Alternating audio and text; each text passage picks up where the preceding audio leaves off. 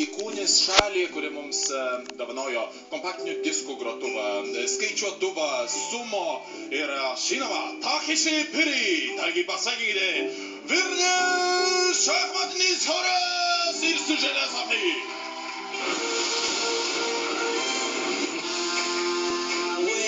Esu vaikis 24 metų, kilęs iš labai faino, mielo miestelio Plungės. Tokį prisistatymą savo sugalvojo Donatas. Bet kasgi geriau jį gali pristatyti, jei ne dėdė Vitas. Aš šitą žmogų prižiūriu. Su juo mes labai geri pažįstami, nes jo anūkas yra labai geras mano draugas. Dėdė Vitas, garbingas ir išmintingas senjoras, po kiekvienos laidos turi pastabų savo anūko draugų. Ir jį aplanko pačiose neįprasčiausiose vietose. Tai kaip jums pasirodymas Vilniaus choro?